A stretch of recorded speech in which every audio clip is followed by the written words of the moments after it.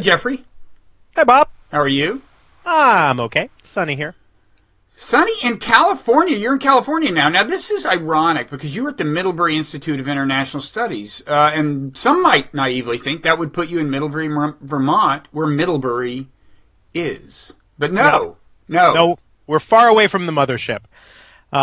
This is their way of growing without growing. They have a graduate school out here on the West Coast.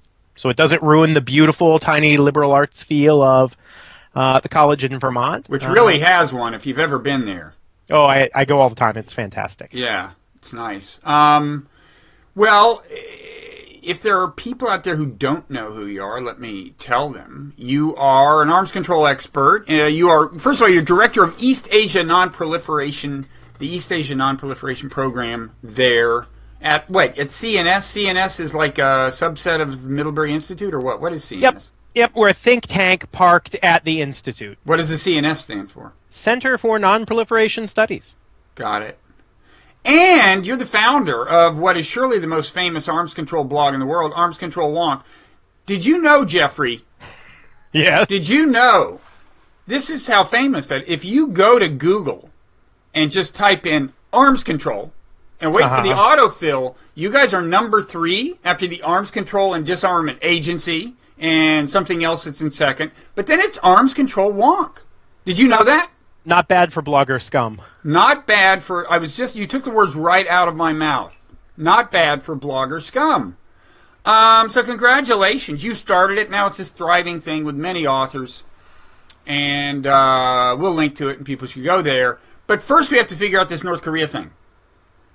Over the weekend, they finally successfully fired a missile. It's about time. The failures, you'll get tired of failing, as Donald Trump says, if you fail one more time, as he doesn't say.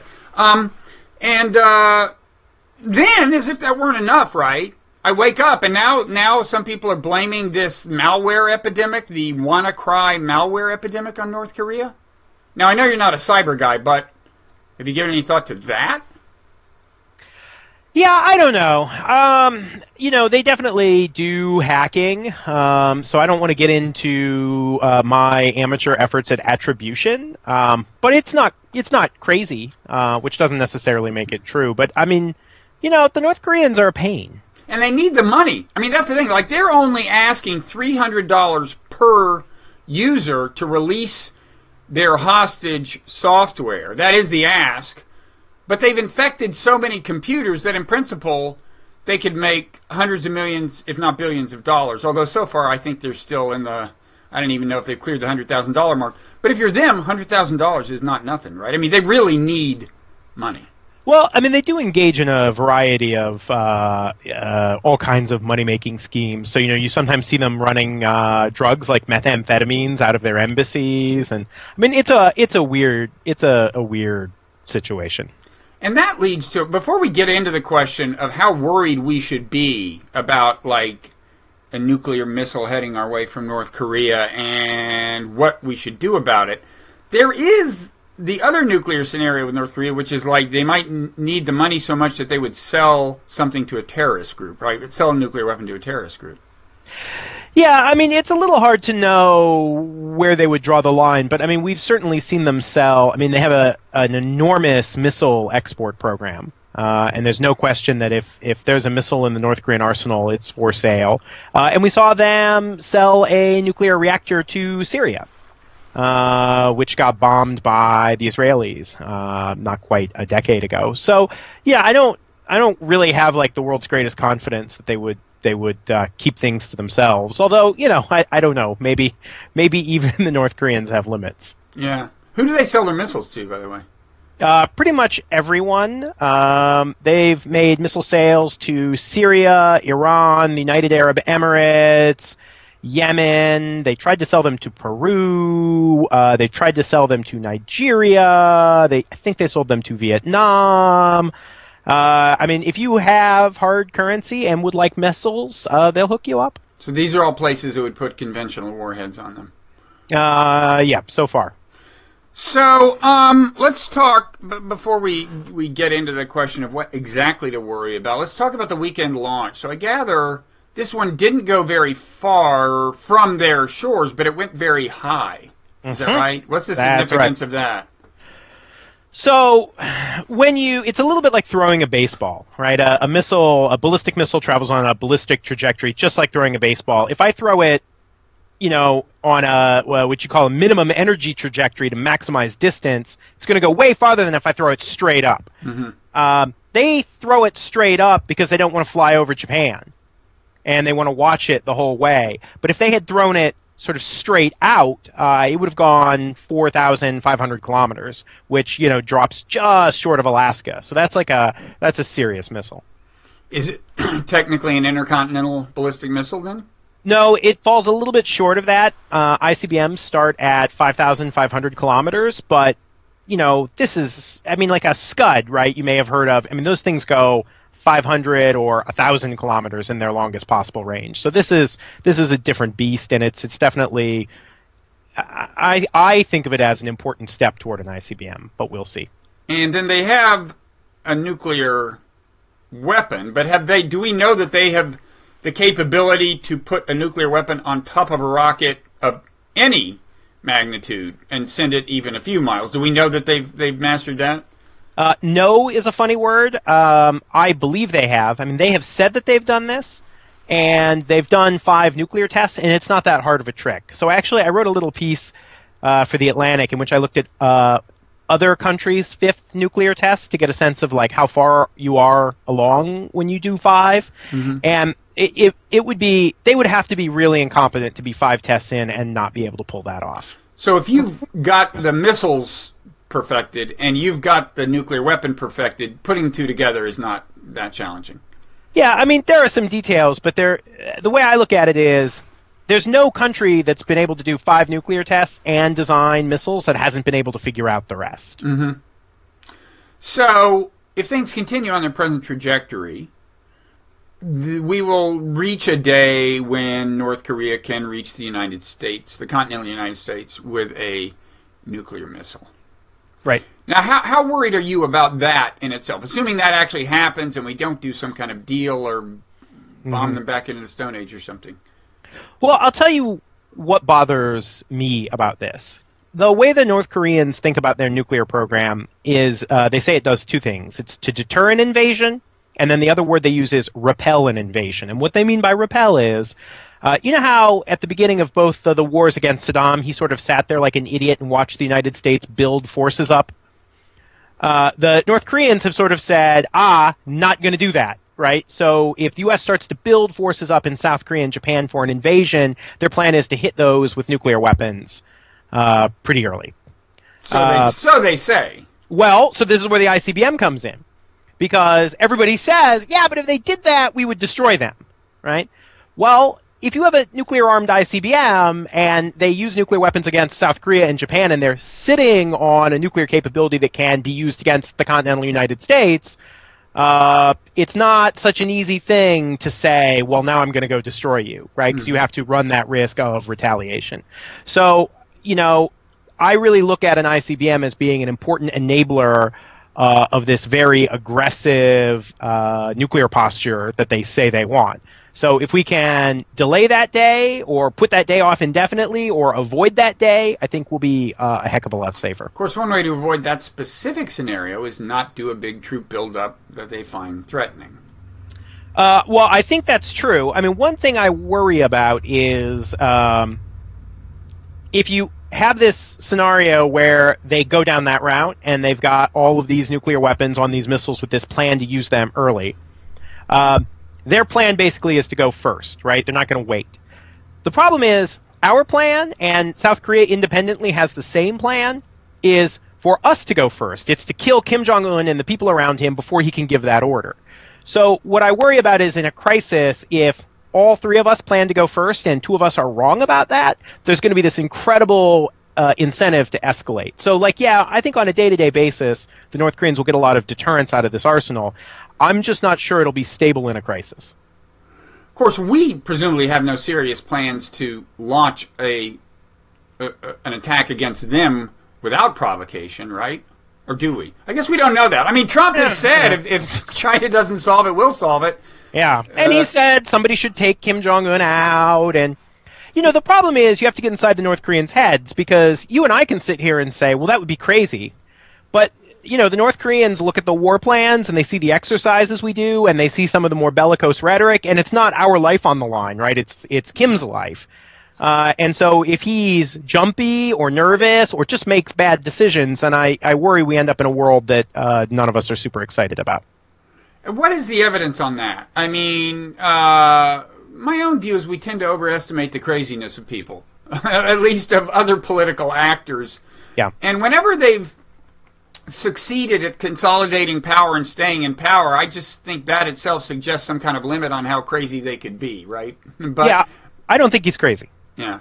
I think he's ruthless, and that's a big difference. I mean, he's not crazy. He's been able to, as you say, consolidate power. But the way he's done that is by brutally murdering his uncle and brutally murdering his half-brother. And so this is a person who, I think, when he sees danger, is willing to use force. And so, going back to the nuclear weapons, I don't think he's going to wake up one day and think, oh, we should have a nuclear war today. But what I worry about is when things are really tense and Trump says something careless, like somebody should take Kim Jong-un. Do you think President Trump would ever say anything careless, Jeffrey? No, you're right. Spray tan Caligula. I think you're getting him mixed up with some other president. It's Barack Obama who randomly talked about assassinating people, yeah. Right. So, well, actually, he did occasionally say a leader has to go, perhaps sooner than he should have. But the but just briefly, what is it with the half brother thing? His half brother was living, not Obama's. I mean, Kim Jong Un's half brother was living halfway around the world. Like, what kind of threat did he pose? I mean, apparently he had him rubbed out in an airport, right? And a bazaar kind of, got these women to walk up and rub deadly Kleenex in his face or something. Yeah. What was that about? So the way that the Chinese have tried to influence the North Koreans has been by building a pro-Chinese faction inside the government. And that Chinese faction was centered around this guy, Jong Song-taek, who was Kim Jong-un's uncle. And Kim wanted rid of that faction. And so he had Jong Song-taek executed a couple of years ago, and his half-brother was living in Macau under the protection of the Chinese. And so I think Kim felt like his half-brother was also part of that faction, and wanted him gone. So it's why I say he's ruthless, right? He sees a potential threat, a group of people the Chinese might try to replace him with, and he rubs them out. Huh. Now, I guess this is cause for some concern if he's, like, very averse to any kind of accommodation with China, which isn't a necessary interpretation of that. I mean, he may have thought China wanted to really take the upper hand here, and that's not the way he wants to do it, but he's still amenable to diplomatic interaction. But what is your... I mean, first of all, I think people from the United States wonder, like, what Trump wonders, why can't China solve this problem? China presumably has the capacity to implement economic strangulation, right? Something close to that, and that's real leverage. Well, so I don't think so. I mean, I do think that the Chinese can inflict pain on the North Korean economy. But I don't think that alone would change the way that the North Koreans go about approaching things. I mean, one of the problems with the economic isolation that the North Koreans experience is that the people on top still live pretty well. And in fact, the way that they get rich is by smuggling things, right? So it's not clear to me that more pain is going to change the way the North Koreans think. And in fact, the issue is the North Koreans don't like being dependent on the Chinese. And so when the Chinese squeeze them, that tends to reinforce North Korea's sense that it should have nuclear weapons because it can't really rely on the Chinese. So the way I look at it is the Chinese aren't as crazy about sanctions as we are because I don't think that pressure is going to make a difference. The way they think they're going to change things is by building these little pro-Chinese factions inside the government. But every time they build one of those things, Kim Jong-un rubs them out.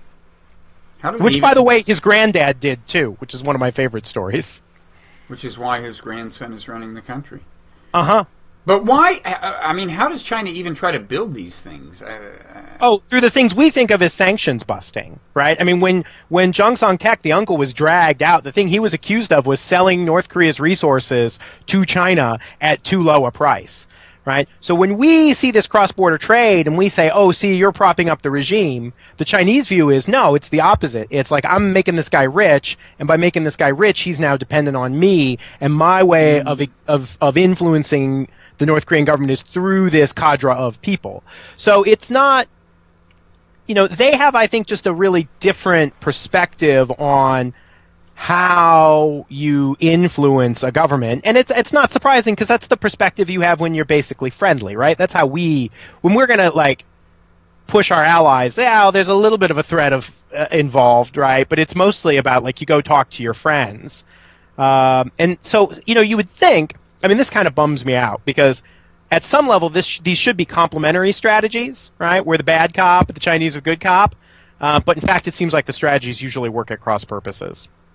So the Chinese use there's an article just the other day, I think in the New York Times, about these kind of sanctions busting arrangements. They were talking about a factory that is, I guess, in North Korea, manufactures clothes, but then they put a made in China label on them, right, sneak them across the border.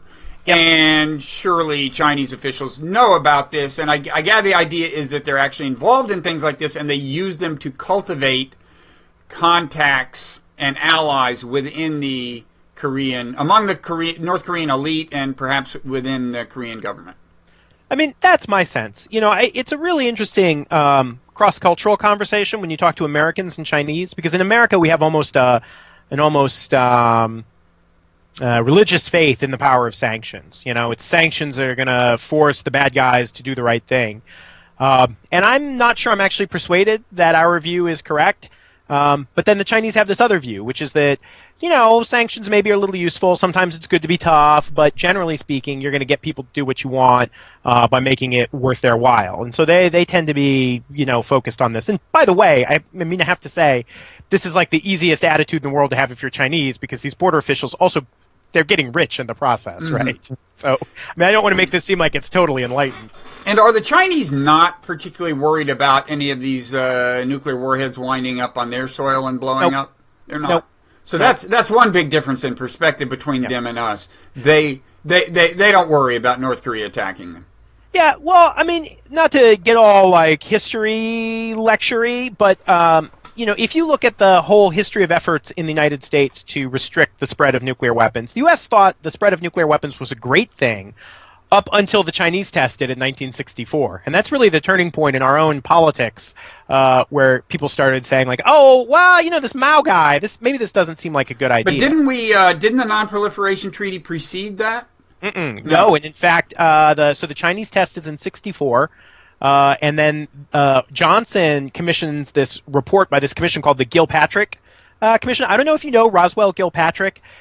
He is the father of the American support for nonproliferation, but that's not what he's most famous for. What he's most famous for is dating Jackie Kennedy. They had a little thing, and somebody stole their love letters out of his safe, I think, and he sued to get them back. When did they dated before the? Certainly, they dated after the president died. When the affair started, I think, is still a matter of some conjecture. Fascinating. Yeah. So when Roswell Gilpatrick wasn't banning the bomb, he was basically the bomb. So the point is, then you get the Gilpatrick Commission, and then you get this American commitment, and so the NPT comes along, and it enters into force in 1970. So from the Chinese perspective, the nonproliferation regime is this way of screwing them over. Although they're grandfathered in, right? Yeah, they are. But even though they were grandfathered in 1970, they don't sign until the 1990s. So this act of building a group of people in China who think that the spread of nuclear weapons is a bad thing has been a 20-year and not totally successful project. Okay, so they're not worried about that. Are they worried about North Korea having attacking anyone with nuclear weapons? What worries China about North Korea? I think they're abstractly worried about instability, and they're worried about the situation getting out of control, but I think that they see a U.S. attack on North Korea as being the fundamental problem, right? Which is the other reason they're not going to fix our problem for us, because I think they look at it and they think, well, this is your fault. Like, you're the one who has the crappy relationship with North Korea. Like, we can't, there's nothing we could do. Like, you got to fix that. And I think that that's kind of how they approach it. Like, nuclear weapons make that situation worse, but it's not a proliferation problem to them. It's a North Korea and the United States have crappy relationships, and that might lead to a war kind of problem.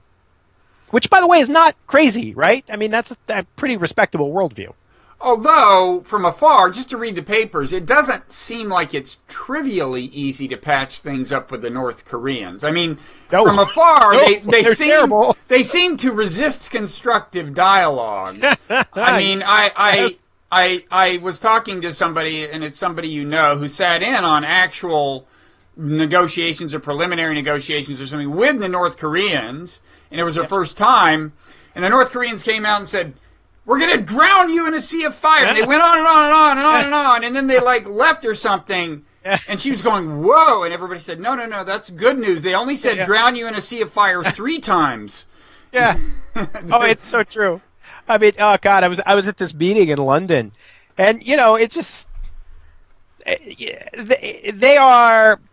I mean, there are different ways in which this is a hard problem. I mean, it's a hard problem because their diplomats are not nice. And it's a hard problem because their rhetoric is not constructive. So, you know, the meeting was a total waste of time. And it's like, at the dinner afterwards, actually one of the guys at the dinner was this North Korean diplomat who defected. You know? So, like, in the meeting, he's this, like, fire-breathing maniac. And then you're having dinner with him, and he's this, like, very urbane person. And you're like, wait, you don't believe any of this stuff. And, like, now we realize, no, we didn't believe any of it. So there's that piece that's hard. But then on top of it, you know, the North Korean government is unlikable. You know, they kidnap people, they ransom people. You know, like, there was, like, almost no reporting in the U.S. about the last provocation, which was maybe a year ago. They put a landmine in the DMZ and blew some poor ROK soldier's legs off. Like, they're just, I mean... And why did they do that? We don't know. No, that's how they conceive of deterrence working. Is the to seem a little crazy. And to seem utterly willing to kill people to make a point. You know? So yeah, that's why they sank that ship. And that's why they shelled that island. And, you know, I mean, I think people forget in the Cold War, they used to mount these crazy assassination attempts. I mean, Park Geun-hye, right, who was just impeached as the president of South Korea, she was the first lady in the 70s because her father was the military dictator and her mother got shot in one of the assassination attempts on her father. You know, so North Koreans are not nice. So do we think that, do you think that ultimately this kind of tactic lies in their belief that, yes, there is this plan to attack North Korea and in the regime? I mean, you described it as a kind of deterrence, right? Mm-hmm. Yeah, I mean, well, I don't want to, like, feed their fantasies, but it's not totally crazy. Like, this is an ugly, ugly government. I mean, I'll say something nice about George W. Bush. I mean, he often fouled up his own diplomatic efforts by talking about how much he hated Kim Jong-il. But I kind of like the fact that, you know, he read this book, The Aquariums of Pyongyang, about, like, what a terrible regime it was. And I think as a human being, he was just deeply offended. Mm-hmm. And I think the North Koreans know that we feel that way. You know, they know that we would rather see them, that government, not in power. But and Trump, I think that gives them the paranoia. But Trump said he would be honored to talk to Kim Jong. Didn't he? Didn't he use that actual word? I don't know about that word, but, you know, actually, I think he did. It's totally possible, because one of the things I think is really interesting about Trump, I'm not terribly optimistic about a deal, but there's this thing Trump does every time someone asks about Kim Jong-un, and he starts talking about how this, you know, young guy, 25, 26, 27, takes over this country and, you know, tells all these old generals what to do. And actually, Kim Jong-un was older than that. And we don't know exactly how old, but he was probably like 27, 28, 29, not 5, 6, 7, which are the years that Trump has given. But Trump was like 27 when he took over the Trump Organization. Mm-hmm. Like, I think Trump is talking about himself. Mm-hmm. So, you know, it's always hard because I think Trump he has this like blustery, rambly style. I guess something I know a little bit about. But I'm not sure that there's any deep conviction behind any of it. Mm-hmm. So, in terms of what we could do, or what we could hope a president would do, let's start out at the violent end of the spectrum. I'm sure there are people, I assume like maybe John Bolton or someone has suggested, has he? Just like bombing them. He gets weird when you accuse him of that. I actually saw him in some context, now I can't remember now, where somebody pointed out, like, you want to attack North Korea, and he was like, no, I don't. And then people were showing him, op-eds where he said he wanted to attack North Korea. Yeah, so there's some weird reluctance to embrace that. But yeah, go ahead. But, well, suppose somebody wanted to try that. Is that even feasible as a way to actually prevent them from ultimately developing a nuclear missile? Because obviously one unfortunate side effect, if you didn't permanently prevent them from acquiring a nuclear missile, is that you would increase the chances of their using one once they had it, probably. Yeah, I think the answer is no, because the program is so big in terms of the number of facilities and how spread out they are across the country and how buried they are, that it wouldn't be a limited airstrike. It would have to be a massive airstrike. And I think it would be such a big airstrike that it would be impossible for the North Koreans to tell the difference between a quote-unquote limited airstrike to destroy their nuclear and missile capabilities versus a general war to eliminate them, because they'll both be huge airstrikes. Like, you wouldn't... Well, what about if you just go like for... three cruise missiles. Then what about if you just go for door number 2?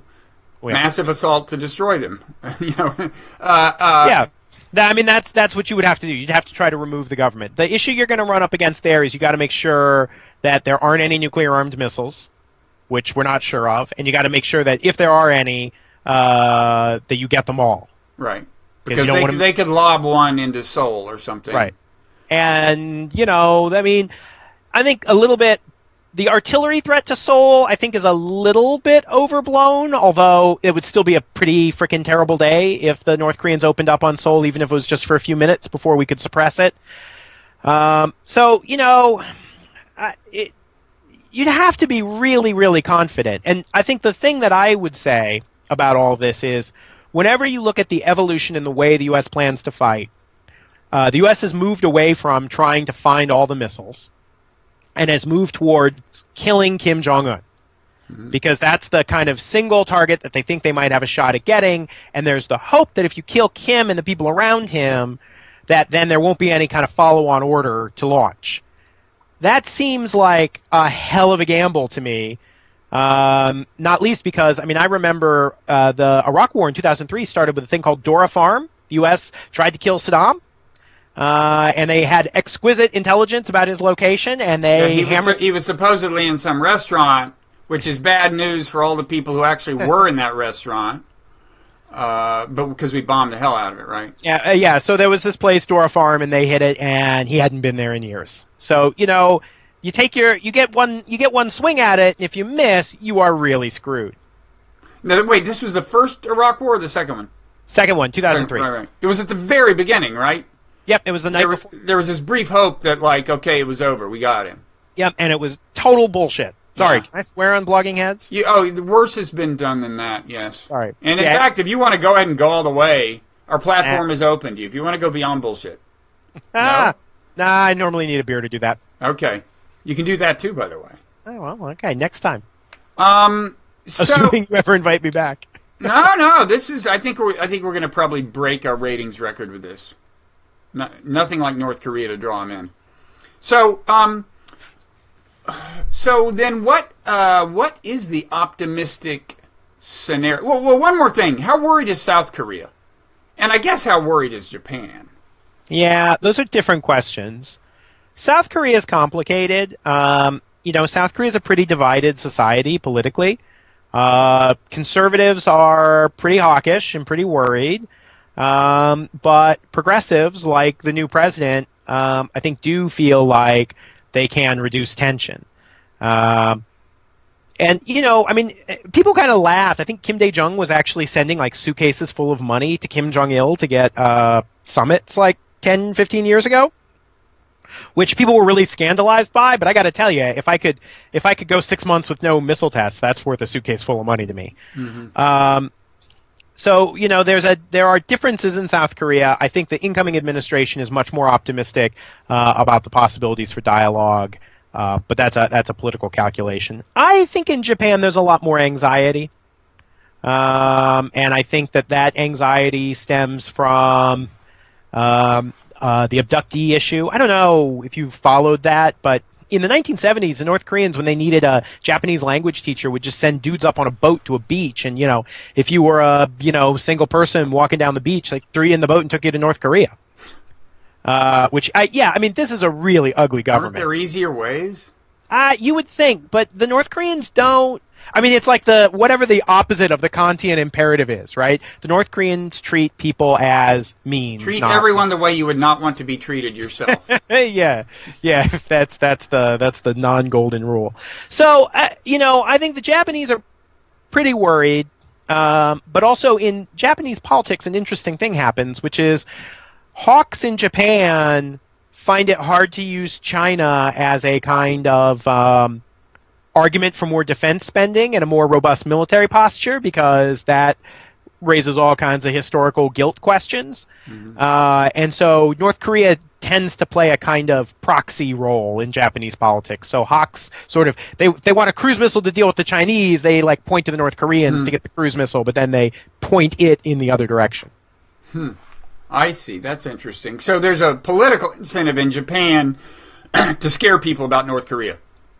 Yeah, but then they have to not scare them too much. So then they have to sort of trot out the missile defense system every time there's a missile defense and assure people that they're protected. Well, I forgot about that whole issue. So now not true, but it makes people feel good. So. Right. So I mean, but with South Korea, there's that whole issue of Trump suddenly saying, "Wait a second, you're going to have to pay for this thing." I know. Oh, goodness. What's the status of that? It's there, sitting on the golf course. But is it operational? It should be. Did Trump insist that it be on a golf course? No, they were going to put it at a base nearby where there's already an air defense unit. But the locals, it was a classic NIMBYism. They were afraid about the radar, that the radar waves would somehow be harmful to their health. And so the government found a not very profitable golf course in the mountains. Which is beautiful. I mean, I watched a little video of somebody taking a tour. It's incredible. But it's far enough away that nobody went there. And so this company, Lotte, they did a land swap where they forked over the golf course. And I'm presuming they got more valuable land in return. And now they've parked the THAAD battery out on, I think it's I forget. I think it's on the back nine. I can't remember. So does it work? Does the missile defense system work with enough reliability to be reassuring? Yes and no. The THAAD system is fine. It's not a terrible missile defense, but it has real operational limitations. So, I mean, I don't know how much people care, but first of all, it can only handle so many missiles at once. And so it's probably pretty easy for the North Koreans to build just more missiles than it can deal with. It has this funny radar. It looks forward, but it can't see to its sides or behind it. So if the North Koreans put a missile on a submarine, I'm trying to gesture here, but it'll be cut off. But if the submarine, goes out to sea, it can shoot from behind the radar. And that's a ways off, isn't it, or not? A submarine? No? Do they have submarines already with missiles that, if properly equipped, could do the job? Tested one last year. That's why they're doing it. I'm sorry to hear that. It's a hell of an arms race going on. You should see what the South Koreans are doing. It's an incredible arms race. Yeah, cheer us up. What are they doing? Well, the reason that people keep saying they seem a little confused when I say that the South Koreans have a separate plan from the U.S. And that's because the South Koreans have built this entire force of ballistic and cruise missiles, which are deployed at bases around the country for the express purpose of killing Kim Jong-un in a crisis. And we don't have any operational control over those missiles. I mean, they do that themselves. Huh. But those are all conventional warheads. Yeah, but if they miss, it's nuclear wartime. My father was stationed in South Korea in the early 60s, around 60, around 1960 or so. And if I recall correctly, he said that he had under his command something that he was not allowed to talk about, but artillery with nuclear. He had nuclear artillery under his command, and he wasn't supposed to talk about it because it wasn't supposed to be there. Yeah, That's true? Oh, that's 100% true. I teach I teach a class on nuclear weapons decision making, and we look at both the Carter administration tried to take those weapons out in the 70s and didn't succeed, and Bush took them out in 1991, kind of by accident. Now, presumably, my father, as a lieutenant colonel, would not have had the authority to launch them himself, would he, Lieutenant Colonel? I'd like to think he did, frankly. I'd like to think that there was that kind of power in my family, but I'm not. I kind of got the impression almost that he did, but I was like 6 years old when he was talking about this. Well, no, I mean the reason I'm hesitating is I don't remember the exact arrangements, but I mean those were deployed forces, right? And so there was a certain measure of pre-delegation. I just don't know how far down that went, but. Mm-hmm. Yeah, I mean, like, the expectation was if there was a war on the Korean Peninsula that it would involve the use of nuclear munitions. I mean, the idea that you'd do it again conventionally after the 50s, no, they were done with that. But those are gone now. Yeah, they took them out in 1991. Okay, so Japan's worried, South Korea's a little worried. So what... I mean, are there people in South Korea who say, and if there are such people, I would assume they would be the kind of people who support the current very progressive regime there, who say... There are always such people, right? No matter what you're going to say. Okay, here's what I'm going to say. Who say, if the U.S. would just get out of the way, we would solve this problem. We would let the natural Korean kinship assert itself. Mm-hmm. There are... Is it true? No, but, I mean, they exist. I mean, the history of South Korea's democracy is a really fascinating thing. And I think Americans don't really appreciate what a rich and interesting history Korea has. South Korea had a military dictatorship from the 1960s through the mid-1980s. And so many of the people like Moon, the new president, were democracy activists, right? People who struggled against that military dictatorship. And they have a very complex view of the United States because they feel like the division of the Korean Peninsula was something that was unnatural and that was imposed. And they feel like just as the Soviet Union propped up North Korea, that the United States propped up this military dictatorship in South Korea. So they definitely, there's a strong streak of... It's too easy to call it anti-Americanism because it's not blind anti-Americanism, but they don't have like rosy views about the role that the U.S. played. I mean, they feel like we perpetuated the division of the peninsula and that we aided and abetted a military regime. So yeah, sometimes they feel like that, we should go F ourselves. Mm-hmm. Okay, so what is to be done? You tell me. What should we do, and what is the best we can realistically hope for? Right. This is always the depressing part of the talk. Actually, I wouldn't call the previous 37 minutes uplifting, but go ahead. Well, the North Koreans are not going to give up their nuclear weapons.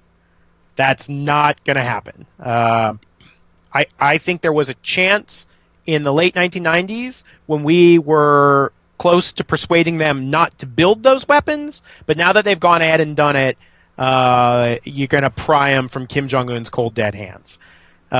So instead, I would suggest we do two things, a kind of near-term thing, and I call it a medium-term thing. The near-term thing is we got to find a way to reduce tension. The reason the North Koreans do all these missile tests now, and they're doing historical numbers of missile tests every year, is because when we do military exercises, right, like we had this recent military exercise where we used some F-35s out of this base in Japan, they turned around and did a missile launch where they practiced nuking that base. So we've got this interactive kind of, we do military exercises where we practice attacking them, they do military exercises where they practice nuking us. We've got to find a way to take that way down, and I would suggest, and there's a long, complicated discussion about the conditions under which you reduce military exercises, but a kind of timeout where they stop testing nuclear weapons, they stop testing missiles, and we reduce the scope and the scale of the military exercises. In the medium term, I think we got to try to make that permanent, right? So we got to get a freeze. You're not going to get the North Koreans to give anything up. But I think there's still stuff we don't want them to do. We don't want them to test an ICBM. I don't want them to test a thermonuclear weapon. And they've got a whole new generation of missiles under development. Thermonuclear meaning a hydrogen bomb? Uh-huh. Yeah. So instead of being, 20, 30 kilotons like the past ones, depending on how you measure it, you're looking at 300 kilotons or 3 megatons, very, very large explosives. And they've got a whole new generation of missiles. And what that will ultimately require is accepting a whole bunch of stuff we don't want to accept. Like, they're going to have a space program, and they're going to put stuff in space, and we're going to have to, shut up about it. Mm-hmm. And yes, that generally contributes to a missile program, and that stinks. But it would slightly stink less than the situation we're in now. I told you it's not uplifting. No. We had a great chance to deal with this in the 90s, and we effed it up. So, Who, Clinton did? Yeah, Clinton actually did a pretty good job. But at the end, they either ran out of time or ran out of courage, depends who you're talking to. And they punted it to the Bush administration. Powell famously said they were going to pick up where Clinton left off. And then 9/11 happened, and they didn't. So, we had our shot, we blew it. Yeah.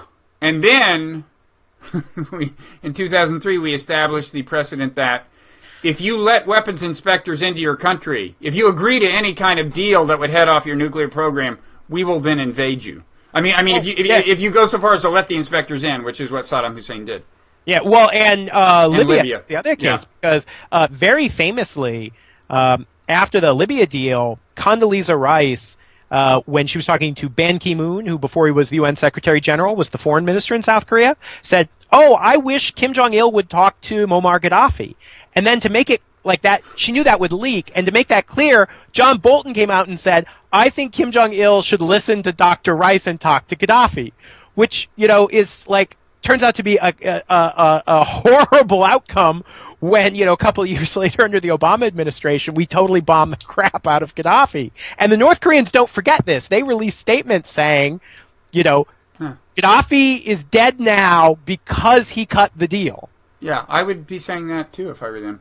Yeah, they're paranoid, but it doesn't mean we're not out to get them. Yeah. So I guess the hopeful scenario, if you got to the point you're talking about, okay, we know they have the capacity, but they're not continuing to test, and they're certainly not developing a hydrogen bomb or an intercontinental ballistic missile per se, then you would hope that through growing economic engagement, they become slowly a normal country, not necessarily in the sense of a democracy, but just in the sense that, hey, they're doing business with you, they're profiting from doing business with you, they're plugged into the world. And I guess one question is that a scenario that actually frightens Kim Jong-un? Does he fear that economic integration with the world would undermine his power? Yes, I think so. I am not terribly hopeful that the sort of Chinese approach will lead to a dramatic change in North Korean society. I think that regime would collapse if that happened. So I'm willing to settle for North Korea ends up like, I don't know, Burma, which is, it behaves slightly better and only occasionally murders its citizens. But I think this is a really important point, which is the Kim family is doing really, really well. And so while you can sort of stand back and say, well, the people of North Korea writ large would be better off if that economy opened, I think Kim knows very well that their wealth would occur in a universe in which he was not in charge. And so, yeah, I think he's probably pretty terrified of opening up. Well, and should be, right? Well, certainly one thing he has to worry about, and this may be a problem that's creeping beyond his control, because you do hear that more and more people have smartphones or whatever, but one thing he has to worry about is the populace, broadly speaking, suddenly realizing how South Korea lives compared to the way they live, right? Did they really grasp that yet, the grassroots? Yeah, I think they grasp that there's a wealth disparity. People are complicated things, after the collapse of East Germany, there's this sort of enormous nostalgia in a lot of places for the simplicity of that life, and you see a lot of defectors who come to the South who, even though there's enormous material well-being, still find it to be a little bit overwhelming and difficult. So I think, I think people know that they're not as wealthy as they could be, and I think that they feel that, but I think they also feel ties to their families, and I think that some people are nostalgic about their way of life, and so, I don't think it's as simple as people going like, oh crap, we're really poor, Right. let's get rid of Kim Jong-un. I think that, what you need is some kind of social disruption where what changes are people's expectations. And that's not just, I think, about information about the outside world, although that can be helpful. Yeah. And prosperity does change a culture, and you do lose some things that were nice. It happens. Yeah, not to suggest. I mean, I find it just sort of from an anthropological perspective, I find nostalgia about periods of oppression and poverty to be fascinating, but they're real. But what I was thinking of was my wife and I were in the Soviet Union right before it broke up. I guess this was early 90s or something, and we went to Gorky Park, I think, which is like an old amusement park. It was like being transported back in the 1950s, like carousel, hall of mirrors. And I remember seeing this family, like 3 generations. It was like peasant, grandmother, parents, little kids. And first of all, it was a kind of intergenerational outing that you don't see much in the United States because it's a modern, prosperous country. But secondly, these kids were getting so much delight out of a hall of mirrors, at least as much delight as our kids get out of video games, that I was just thinking, no, come on, face it. Something is lost through modernization. Doesn't mean it's not on balance a good thing, but a culture changes. And in other words, North Koreans could point to things about South Korea and say, hey, we don't want to go there. Yeah, I mean, I think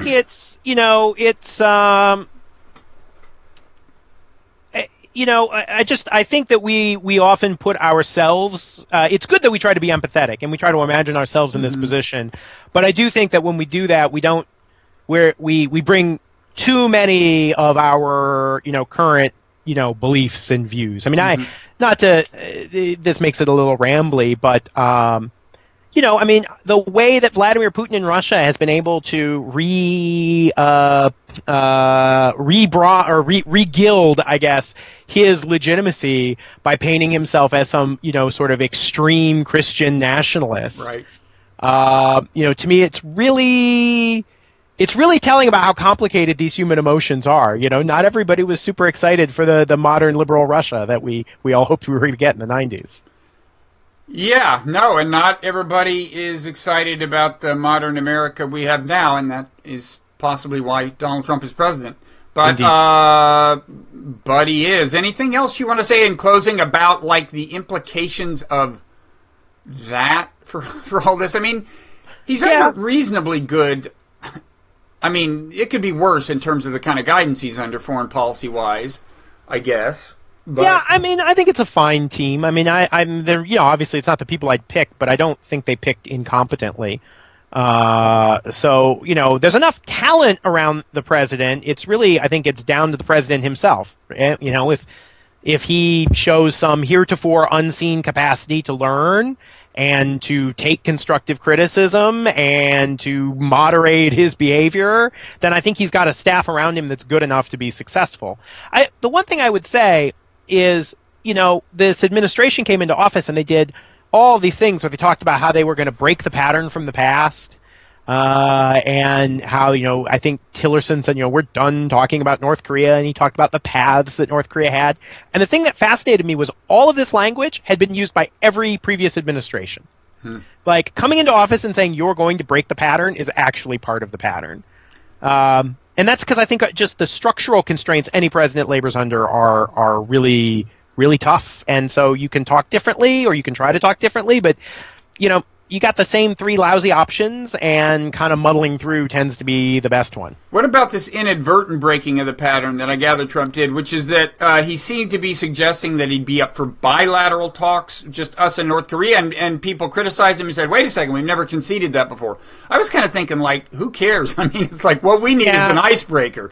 But yeah, I mean, I have no objection to bilateral talks. I understand why the Bush administration felt the need to shift to multilateral talks, and I think there was some wisdom there. But the reality is, even when we were having six-party talks with the North Koreans, sometimes the U.S. and North Koreans would go over to one corner of the room, right, where they could have a bilateral talk.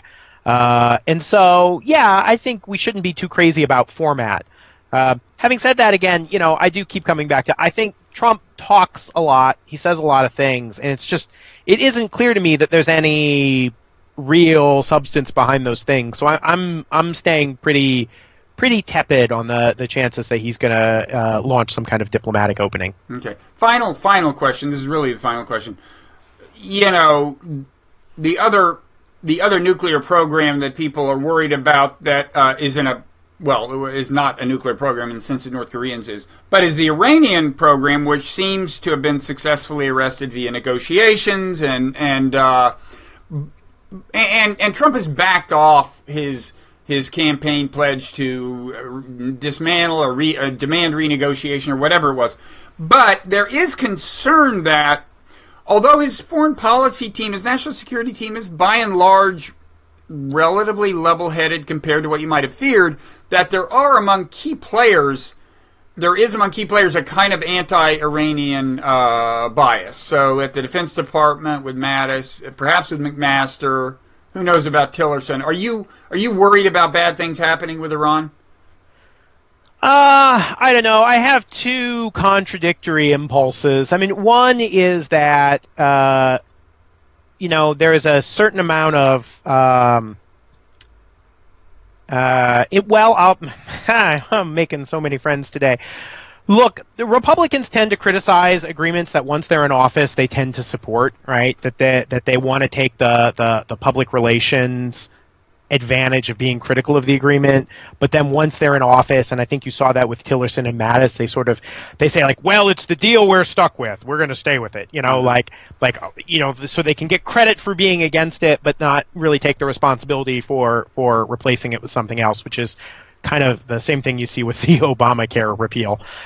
So there's that, which leads me to think they'll probably keep it. On the other hand, those are the moderates. And as we found in the Bush administration, Powell and Armitage and a whole bunch of people wanted to pick up where the Clinton administration left off, and Bolton and Rumsfeld did not. And when a piece of intelligence came in that showed the North Koreans had a covert centrifuge program, that swung the pendulum toward the Hawks, and they broke it.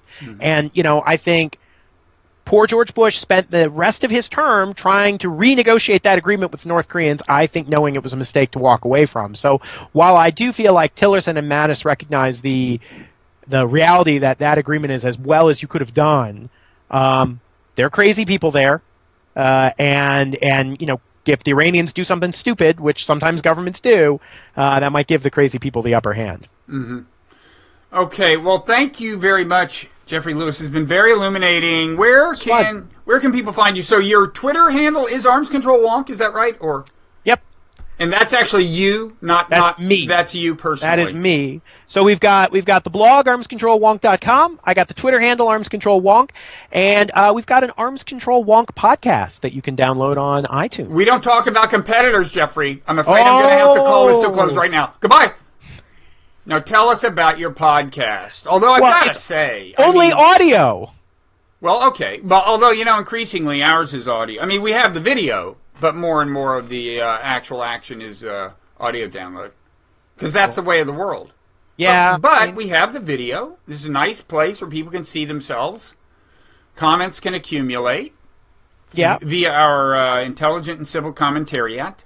But yours it's called the Arms Control Wonk podcast. Yeah. Who would have thought? And it's available. Branding. It's available at finer podcast apps everywhere and on iTunes. Yep, the whole deal. Yeah. Okay. How frequent is it? Weekly. Wow. And are you always on? Clearly, you're a big listener. Yes, yes, I Well, am. no, you converted me. I'll be there. I'm going to become a religious devotee.